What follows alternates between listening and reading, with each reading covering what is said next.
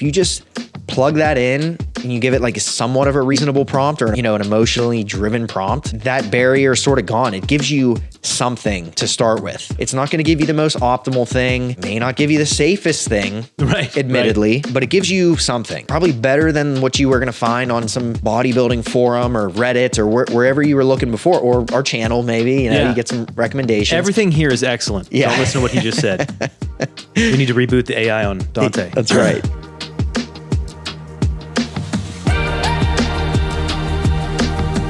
This is Generation Health. We bring you the latest news, cutting-edge research, and time-tested best practices helping you live a longer, healthier life. Dante DiMatteo, Farm D, sporting an Avatar t-shirt. That's right. You big fan? Big fan. Really? Yeah. All right. Okay. How can you not be, right, Josiah? Josiah Schweinberg, Mike number 3. Yeah. You've never seen any. You saw the first one, or you didn't see any? No, I have not seen any of them. I like James Cameron's earlier work. Mm-hmm. The Abyss is one of my all-time favorites. Mm-hmm. True Lies, great movie. What else? Terminator 2. Titanic. No, that's where he lost me. That is where he lost me. Is that the second Avatar, or is that the? This is the third one. Yeah.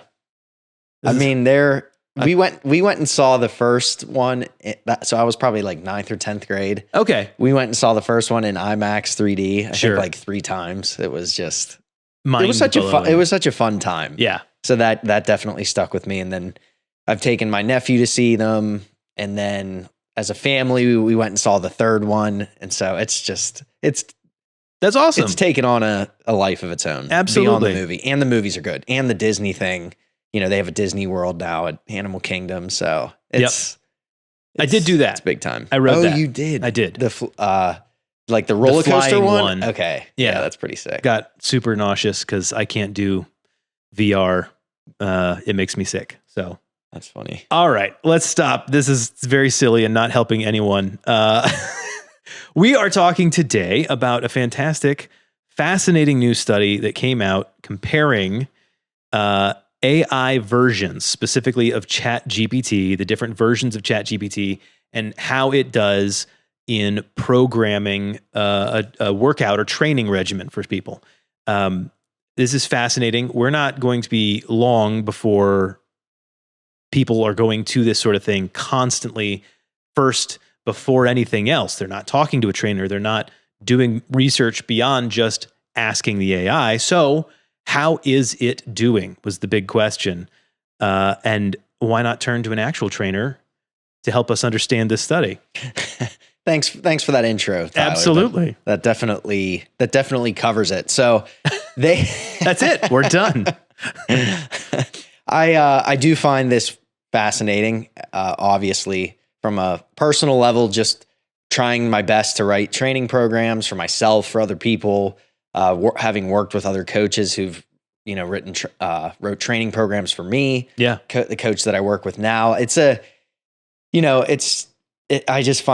I find it a lot of fun, and I also find it scary, as many people do as it relates to their profession, as to how, these models or these AI programs can, replace your job or change your job, change your role. Makes you feel kind of irrelevant. Yep. So when this hit, it hit on both levels. As a client of somebody interested in exercise, but then also as somebody who tries to write the best program possible for somebody. So do you leverage this? Do you kick it to the side? Is this, we'll have fun with this one. Yeah. So, all right. So we'll look at the main study here in question. And they basically just set out to evaluate the scientific approach, the accuracy, and just how practical 3 distinct versions of ChatGPT were. So 3 different rollouts in generating 12-week resistance training programs. Okay. And so they were looking at, in this case, a theoretical healthy young adult male. They used what they call a mixed methods approach.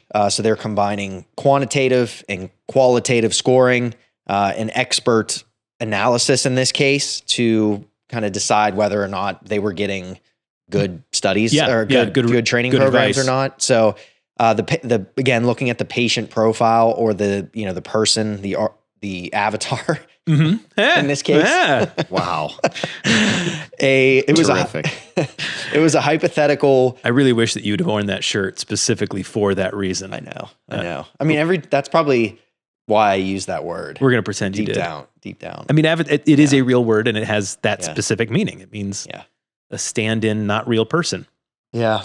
Anyway, sorry, keep going. They're practically real to me. So the avatar that was used for the training. Yes, again, was a 22-year-old male with moderate training background. Okay. So 1 to 2 years experience, no major injuries, and aiming for muscle hypertrophy.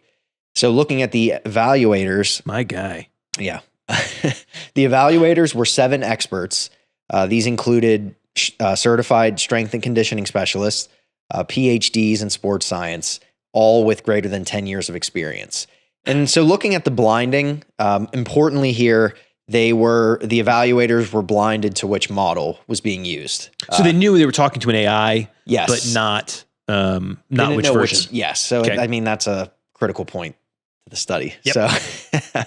So they used a pretty specific set of 7 prompts or 7 bullet points to feed each of these. And to go through them quickly, the first one was a basic program request. It was this 12-week, basically create a 12-week hypertrophy plan and cite authoritative literature. 2, exercise variety and loading. So specify the load, which would be a percentage of 1 rep max, sets, reps, rest intervals, and tempo. They also, point 3, looked at progression and rationale. So explain why you would use these principles of overload and specificity. Number 4 was the individualization portion. Again, adapt for a 22-year-old, adapt for an advanced lifter. So just a little bit more tailoring. Safety and recovery. Number 5, design warm-ups, cool downs, and identify injury risks. And the last 2 points, 6th being error review.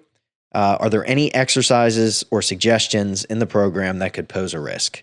And then finally, the practical applicability of the program. It needed to be formatted for a mobile app or PDF usage. So pretty good. Yeah. Kind of covers everything. We looked at, now looking at the results, they did find a statistically significant difference between all of the models. The performance hierarchy or ranking was what you would expect if you've used ChatGPT or Gemini or whatever. 4.1, which at this time was the current model, the most recent update, highest score regarded as the most successful model. The next one, ChatGPT 4, was given an intermediate rank. 3 was the oldest, 3.5. This was the lowest rank and deemed insufficient. So we'll get to some of the takeaways, but in looking at these qualitative findings and some red flags, the experts did identify some technical failures and improvements across versions. Dosing issues being number 1. One of the models would occasionally recommend 15 reps at 85% of 1 rep max. Wow. And so that'd be intense. Yeah. So for a lot of people, I get that may not mean a whole lot. Right. Usually if you're prescribing that high, if you have a true 1 rep max, if you're prescribing that high of a load for something like a squat, bench press, deadlift, right. If you can do it 15 times, your 1 rep max, it's not accurate. It's definitely not right. Usually you're hitting this load for 3 to 5 reps. Attempting 15 is, if you actually got under 85% of your 1 rep max and attempted it 15 times, there's a greater risk of some issues there. Yeah. Not to mention, yes, you said the risk health-wise. Yeah. When you do very heavy loads, obviously there is more of a risk of injury than when you're doing lighter loads. So doing a very heavy load 15 times, aside from not physiologically really being possible, but that would be really bad advice. That's a good example where individualization is important and the human element would be important in this case. There are some people who they can tolerate more reps, more training load at higher percentages of 1 rep max than maybe somebody else. And so not saying 85%, Right. 15 times it's ever going to be appropriate, but for somebody, they might just function better with lesser reps, or they might function with more. So these sort of blanket, as we build a kind of narrative around some of the issues with this, the individualization for something like this is really critical. And so with this specific example, the implication to me is that these AI models, to somebody who may not know programming 101, it sounds pretty good. 85%, 1 rep max. We're using these high level terminology. Yep. Like, the heck with it. I will go for it. I'll give that to my grandma who asked me for a training program. Yep. It's And on a completely novice level, you go 85%, 15 reps. Doesn't sound like it anything. somehow adds up to 100. So that sounds legitimate, like, Yeah. right? Even though that has nothing to do with anything. Yes. Yeah. So it definitely, a dosing conundrum across the board, you can run into with these.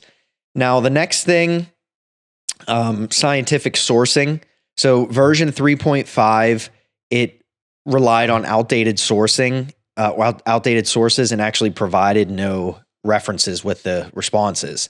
The Nice. newest version was proactive in citing reliable, field relevant, up-to-date resources from ACSM, NSCA. Just, you may not agree with everything that those governing bodies say. Sure. But at least you're not like coming out of left field by citing some of their opinions. Looking at the third pillar here, which would be individualization. 3.5 gave sort of generic advice with no meaningful changes for gender, for example. 4.1, they incorporated, whether you agree with this or not, they incorporated menstrual cycle dynamics, just kind of trying to account for how a female might differ in their recovery needs, for example. Maybe using some advanced techniques, different things. So at least it's pulling more layers than some of these baseline models would. My understanding is that's still pretty nuanced. It is. In the lifting world, that there are a lot of people that don't even realize that can be a factor. Exactly. And then the last one here is looking back at safety and injury prevention. So the earlier models showed very low awareness or acknowledgement of injury risks. Yeah. And then to me, it sounds like the newer version went to the other end of the spectrum. It was providing detailed, technique related risks, biomechanical limitations, things that in my estimation, given to the wrong person, could scare you away. I've, letting the cat out of the bag. I use this plenty when trying to understand different training modes or recommendations or papers, whatever the case. I noticed that too. And for me, it's easy to say okay, you don't save the, mechanistic. If you put too much load on the bar, if your foot turns and your knee, this is sheer force. It'll get into that. Yeah. And if you're somebody who's, not listening to a barbell medicine or under the thought of movement optimism, we'll say, and that movement is good. It's still low. Exercise is still pretty low risk comparative to other things, and that sort of thing. If you're not thinking in those terms, it can be. You're like, holy heck, maybe I'll stick to the resistance bands. When you see some of the stuff, it spits back out. But that sort of summarizes that paper specifically. And then if we look I like to zoom out a little bit on the broader landscape of other research that looked at some of the same questions. There was a study back in 2025 from Michigan, University of Michigan, that suggested that humans with human support are nearly twice as likely to log data and maintain consistency compared to those who were just using an AI program, for example. So this is where we sort of weave in the importance of the human element to something like exercise programming and individualization. So, additionally, they attributed this to what they would call social accountability. Your AI tool can't necessarily feel that disappointment. It can't provide the same empathy. That your coach would, per se. If my AI told me it was disappointed in me, I would ignore it Yeah. and keep doing whatever I need to be quiet. You're Yeah. a tool. Like, I don't care if my hammer doesn't like me. Right. Right. And this is the not so groundbreaking conclusion here is that, using AI is merely an efficiency tool in this case. And, humans are the driver of adherence. And I think there are certainly ways that you could leverage a tool like this to drive adherence. Like there are definitely ways, reminders, things, scheduling. If you're somebody who struggles just with planning like your day-to-day life and where you would fit something like exercise in, I think it can help and nudge you in that way. But when you feel that connection to your coach or connection to the group of people you're exercising with, that applies to so many things in life. It makes it that much sweeter and it makes it that much harder to stop. Yeah. Right. Well, I mean, so on Monday when I was working out, the last 2 sets were only because I didn't want you to be disappointed in me. And I'm not kidding. Like it was, I didn't want to keep going, but I knew I was logging it and you were going to see it. And I was going to have to look at you and talk to you and it would be weird, even though it wouldn't be weird. But you know what I'm saying? Like the human element cannot be understated here, but it is an incredible tool that it's getting this good at doing all of this. Right. You said you've used it. How have you used it in your planning and stuff? Is it just a good jumping off point? Do you use it as, hey, I'm struggling to think of an idea for XYZ? How is it working for you? All of those are examples. It's helpful that for the most part, like for your programming, for example, I'm already kind of working off a pre Gemini template. Yeah. So it's if anything, I just feed some of that information back to Gemini, and I really like it for picking up trends. And so if it takes a little bit of work, but if you can kind of feed it back in all the, Tyler did 85% of his 1 rep max for 15 reps. Yeah. Amazing. Yeah. If you can feed all of that back into it, it will start to say, well, hey, like his pull up volume is really falling off, but his looks like his he's doing well handling the leg volume, but he also complained about his back, and like it'll try to build a narrative around what you feed it. So I don't just like take that for, as the end all be all answer, but it does help quantify volume for sure. Cause that's another annoying thing about being a coach is that, how do you quantify somebody's volume? Are they, sure. If they were only able to do 225 for 1 6 months ago, now they can do it for 2, or now they can do 275. Yeah. You can clearly see progress. Sure. But also you want to see their, the specific training data. Are they tolerating more training? Are they tolerating less training? And being able to, really not even have to use an Excel sheet to quantify that and just give it to a model to spit it back out, I think is like you would be crazy at this point if you were coaching large groups of people to not use it for some of the like the nitty gritty calculation stuff. And some people would argue that maybe you don't even need to do that. Like you can pick up bigger trends without all that sort of work. But if somebody's an Olympic weightlifter, you do want to see, how much back squatting are they tolerating? They 6 months later, they ended up with this hip thing. Can we tie it back to this massive spike in deadlift volume or hip volume or whatever the case? It makes it, there are people who had methods to track that stuff long before Gemini, but it makes it much easier now. And then it really is helpful for brainstorming ideas. Like, hey, you know what? We've been doing this single leg deadlift variation for a while. They don't seem to like it. Just give me 5 things that maybe would be different. Some of them are nonsense. Others are, great. It's like, what would be the difference if you were just using Google or using Reddit or looking in a textbook or texting your mentor for ideas or looking in rehab literature for different exercises. It's just a way that it kind of can compile all of that and give you options. I mean, I use it for 50 other ways, but those are definitely some big ones. I've found that while AI is absolutely not flawless, I have the best results, both in a literal sense and mentally as I'm working through things when I pretend like I'm talking to a human.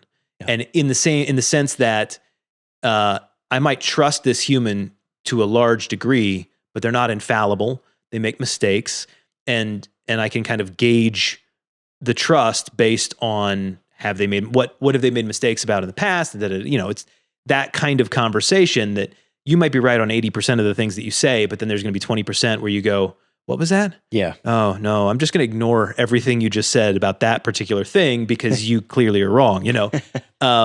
It's helpful in that sense, and that's fantastic. Being able to the trends is I didn't even think about that. That's great. Yeah, it is. I do it for my own. I mean, it's a lot of work at this point, but you start to just feed it what you did for the day, and you do that for a few months. Especially if maybe you're paying for the fancy versions. For a fancier version, it holds a lot of stuff. Yeah. And it'll pick up on some of those trends for you. And Amazing. It's a big question when you're doing something like exercising or dieting is when you're in the nitty gritty of it, you're like, am I even making progress? Is any of this even worth it? And it's sometimes really easy to forget where you came from.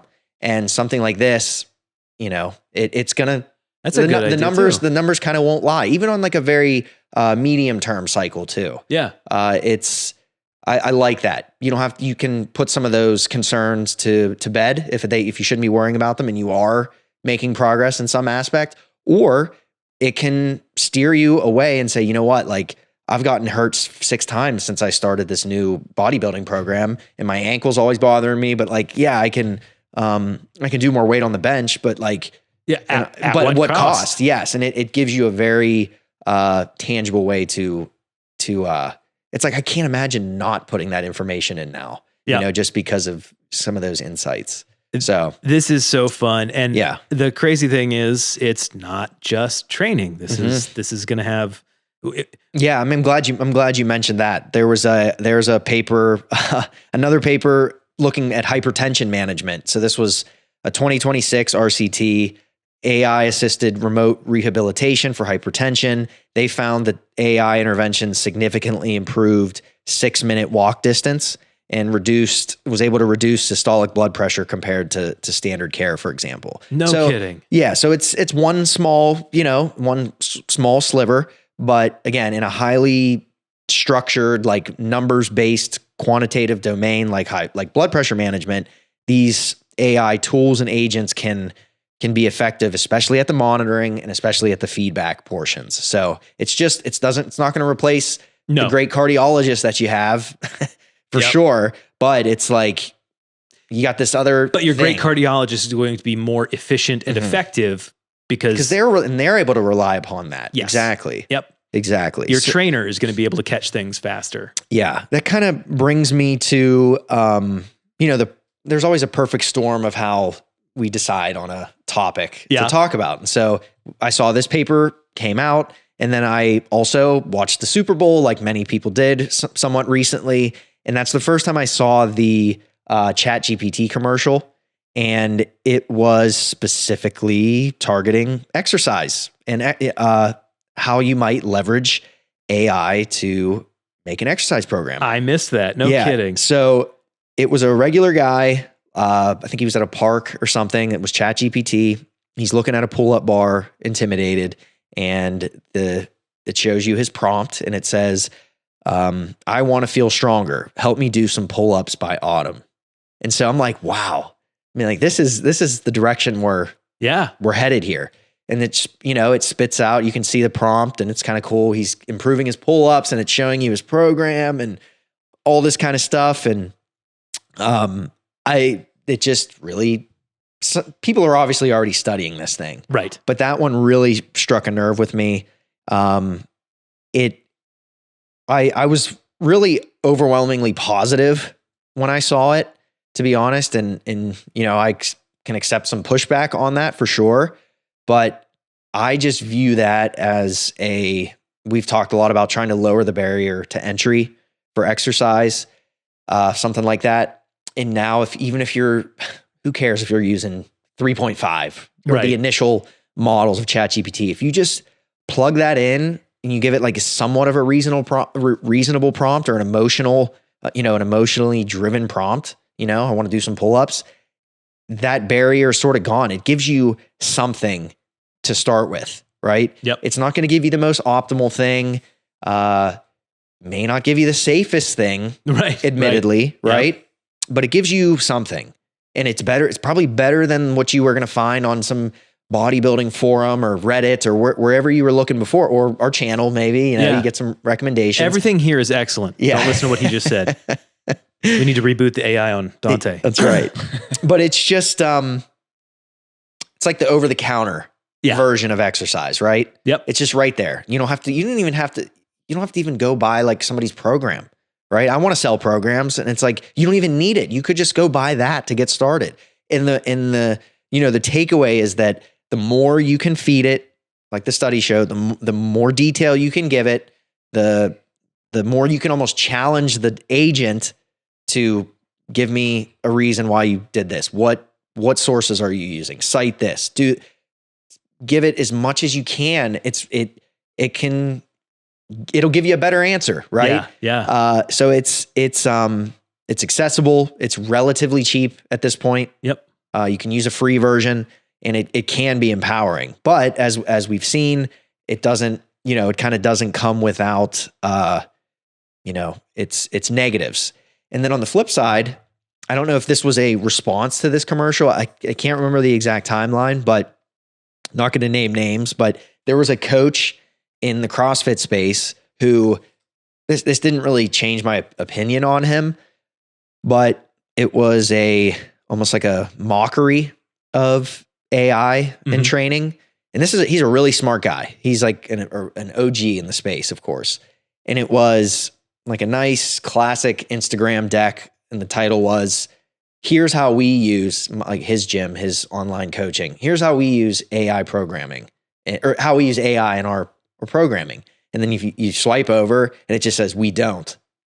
And so, yeah, it's kind of like badass, right? Right. It's cool. That's a tough. Rebellious.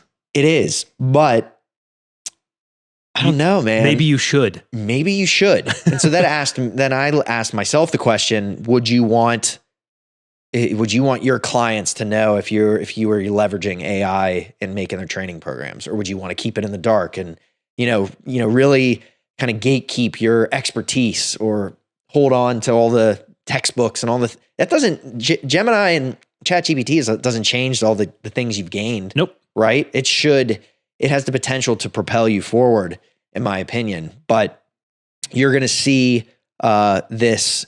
We actually coach. We are the human element here. That's what you need to succeed. We don't use AI to do this or that. And that's, I don't know, just seeing two ends of the spectrum. I kind of see where they're coming from. I think that the dose of AI, it can be a problem. If you've suddenly just become reliant on, the answer that it spits out for a given person, that's a problem too. Yep. But if you're using the internet, if you're reading research, you can probably read those things more efficiently if you use an AI tool, right? That's kind of how I see, at least as of 2026, like how we can bridge that kind of gap. And it's not just coming for training. It's not just, it is going to be used in every, we will be back here very soon, I'm sure, talking about the impact it's having in the pharmacy world. AI is helping pharmacists catch polypharmacy problems and,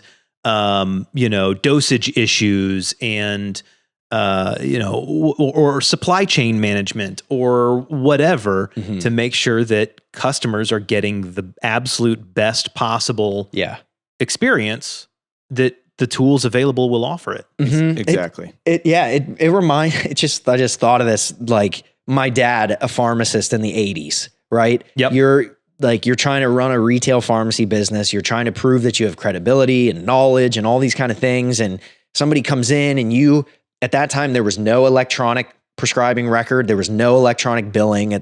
Everything's written by hand. Everything's by hand. Wow. And so it's harder to catch those mistakes. And so maybe he did have an experience where somebody was like, man, Joe is really on the ball. He was able to catch this, or he asked if I was doing this. He asked the right questions. And, the kind of the art of of being a pharmacist and why you went to school is to just kind of ask the right questions and, navigate tougher situations on somebody on multiple meds, for example. And that's great. That probably gained him the street cred to continue to run a pharmacy business that was a pillar of the community and was important in patient safety and so on and so forth. Yep. But then that would be like 20 years later, he was hanging his hat on like, yeah, we don't use pharmacy software. I hired the best pharmacist. They don't even need that darn computer to tell me about your drug interactions and this thing that you're on, and so on and so forth. Like, it reminds me of that, stuck in your ways kind of thinking that, sure, I'm sure there was pushback on, and there were issues with the electronic record at that point and annoyances with billing and there are obviously hurdles, but like, yeah, man, imagine saying that. It's analogous, right? I would not feel good going to a pharmacist and being told we do everything by hand. Right. But please don't. Yeah. Could you maybe use a computer? This whole topic of conversation is all just tools. Like it's just got to be viewed as a tool. So then my pushback or question would be how the advancements in, while some of the functionality and foundation things are the same with workout equipment and exercise equipment, how far technologically have we come even with workout equipment that you might say, well, do you still use, whatever that old horse that you used to do sit-ups on? And I'm sure some people do, like, but there's many more advancements in different exercise equipment and stuff. You can clearly tell that I do not exercise.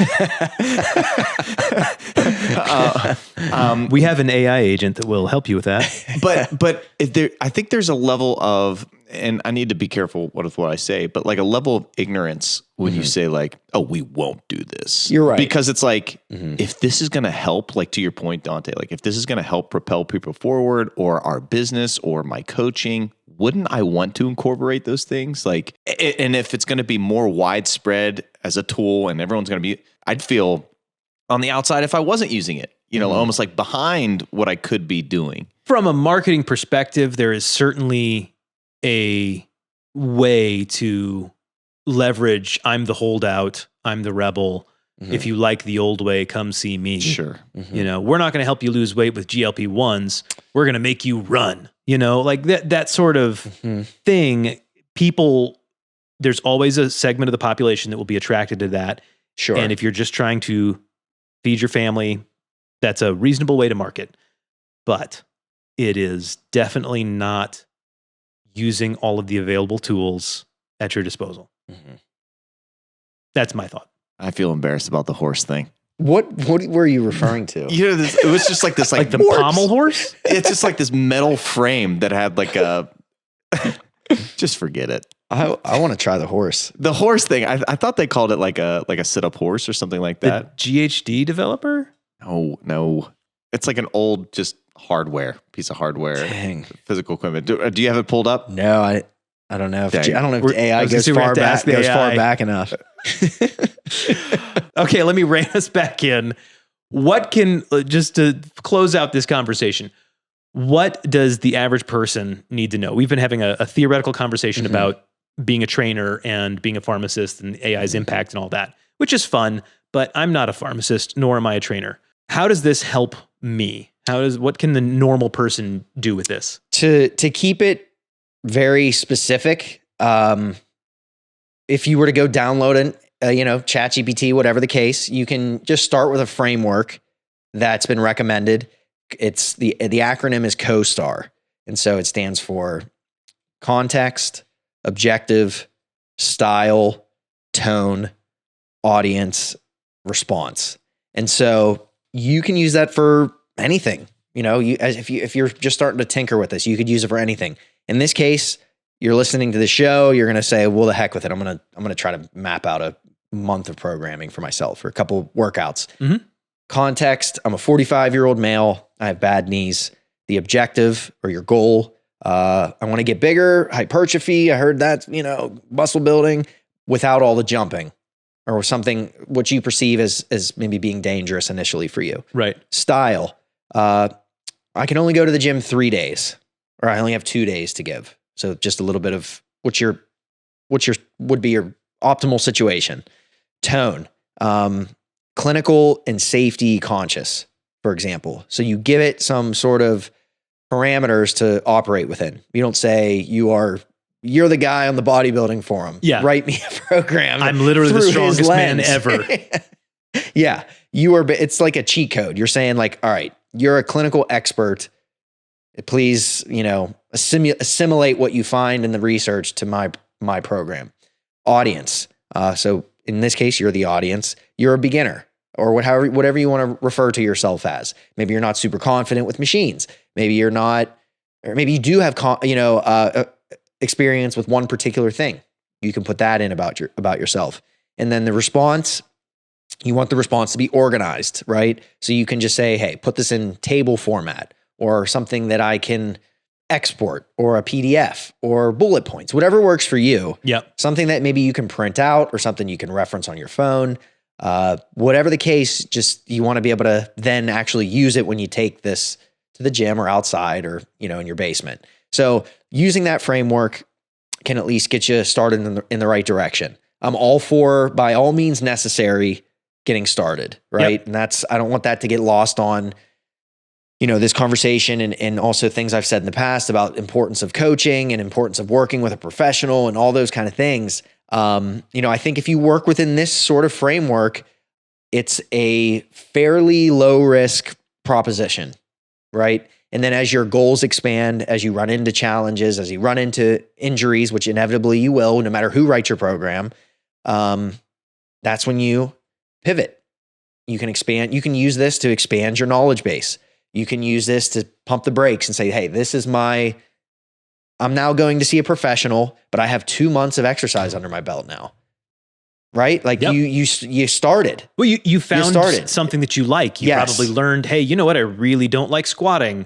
And you've found things that work, things that don't work. You've actually got things to take to a trainer. Yep. You got some exercise stuff in your in your vernacular. Yep. Like you're speaking the language a little bit better now. And then, of course, there's maybe some red flags, some things to look for. And that would just be things like we mentioned with the 85% for 15 reps. Like maybe you wouldn't be able to pick that up. But you would have that in the back of your mind, and notice trends that are saying like adding weight every week, every day, is that realistic? Right. You don't have to be What happens if I can't? Right. You don't have to be an exercise scientist to know that like you're not going to be able to add 10 pounds to the machine every single time you go to the gym for infinity. In perpetuity. Yeah. In perpetuity. So that's a red flag. Massive spikes in volume or amount are red flags.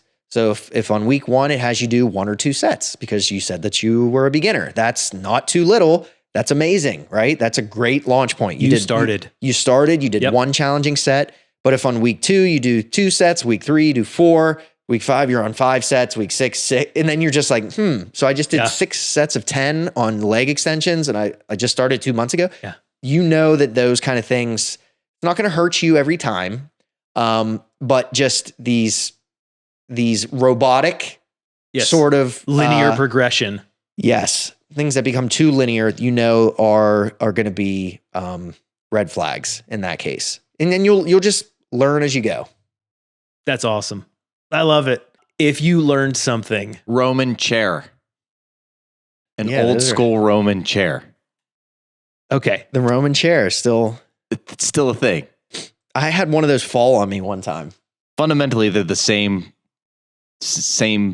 today, but they've come a long way, I'm sure. Yes. Oh, yeah. Look. Yeah. I've used one. Oh. Old. Wow. Old. I'm sure there's newer versions of this. You can't see. We got to bring that back. No, we don't. Okay. If you learned something on this episode, give it a like or a thumbs up. Share it with somebody you know. That is how we can help this show. You can help this show grow, and we need it. Go to our website, askjoedimatteo.com, askjoedimatteo.com. If you've decided to start working out, you can find a lot of excellent exercise supplements there. We've got pre-workout, we've got protein, we've got creatine, Lots of great stuff there, as well as all the normal supplements you would expect, like omega-3 fatty acids and daily multivitamins and things that'll help you sleep, all on our website, askjodimatteo.com. That's also where you can find past episodes of this show, the show that keeps this thing going, and the show that started all of this, the Ask the Pharmacist show, on our website. It's all there. Drop us an email, questions@askjodimatteo.com. We will not use AI to answer it. We will talk to the camera and answer it. Also, you can, that was goofy. Questions. Drop a comment down below. If you've got a question, we love those. We answer every single one of them. So questions down below or at questions@askjodimatteo.com. This exit would have been done better if an AI had scripted it, but it didn't. So I'm sorry. Thank you very much, as ever, Josiah. Dante, I'm Tyler Andrews. We'll see you next time.